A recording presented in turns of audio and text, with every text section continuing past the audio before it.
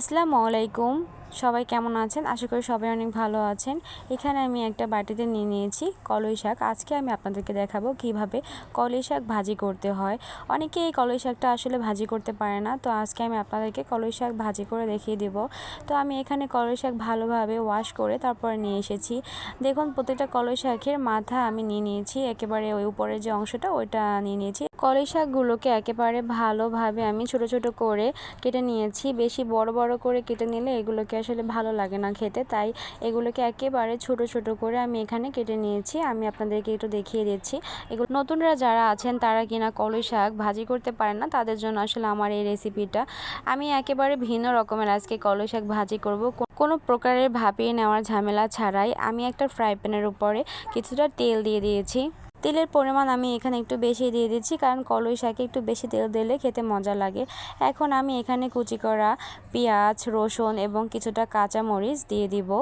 এই যে আমি এগুলোকে দিয়ে দিয়েছি। এখানে পেঁয়াজের পরিমাণটা আমি একটু বেশি রেখেছি। কলই শাকে যদি তেল এবং পেঁয়াজ বেশি দেওয়া হয় তাহলে কলই শাক খেতে অনেক মজা হয়। এখন আমি এটিকে ভালোভাবে নেড়ে দিচ্ছি। আস্তে আস্তে করে নেড়ে নেড়ে এটিকে ভেজে নিতে হবে। একটু বাদামি কালার যখন হয়ে আসবে তখনই আমাদেরকে আসলে কলই শাকগুলোকে দিয়ে দিতে হবে। তাই আমি এখানে আস্তে আস্তে করে প্রত্যেকটা জিনিসকে ভেজে নিচ্ছি। এটাও বাদামি কালার হয়ে গেছে ভাজতে ভাজতে। এখন যে কলই শাকগুলোকে আমার কেটে নেওয়া ছিল সেই কলই শাকগুলোকে আমি পেঁয়াজ ভাজার ভিতরে দিয়ে দেব।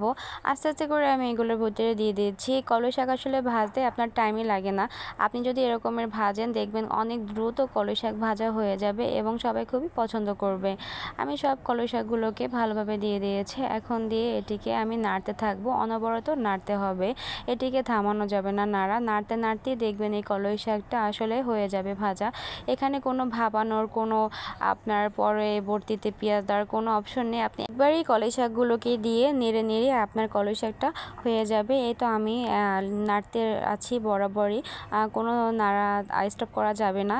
এখন কলই শাকের ভেতরে আমি 1 চামচের মতো লবণ দিয়ে দিয়েছি। আপনারা আপনাদের পরিমাণ মতো লবণ দিয়ে নেবেন। এখানে আমার যতটুকু কলই শাক আমি ততটুকু লবণ দিয়েছি। এখন এটিকে ভালোভাবে ভেজে নিব। আসলে কোনো পানি দেওয়ার এখানে প্রয়োজন নেই। এই কলই শাকের ভিতর থেকে যে পানিটা বের হবে তাতেই আসলে কলই শাকটা হয়ে যাবে। এখন একটা ঢাকনা দিয়ে আমি এটিকে ঢেকে দিয়েছি। আমি 5 মিনিটের মতো ঢেকে রাখবো, তাতেই কলই শাকটা আসলে হয়ে যাবে। এখন আমি আবারও ভালোভাবে নেড়ে দিচ্ছি। এই যে দেখুন আমার কলই শাকটা কেমন হয়েছে। এরকমের আমি আসলে এটাকে ভাজা ভাজা করে নিব। যতক্ষণ না পর্যন্ত এটি একেবারে ভাজা ভাজা হচ্ছে, একটা দাগ লাগছে কড়াইতে, ততক্ষণ পর্যন্ত আমি এটা ভালোভাবে ভেজে নেব। এই তো আমার কলই শাক হয়ে গেছে।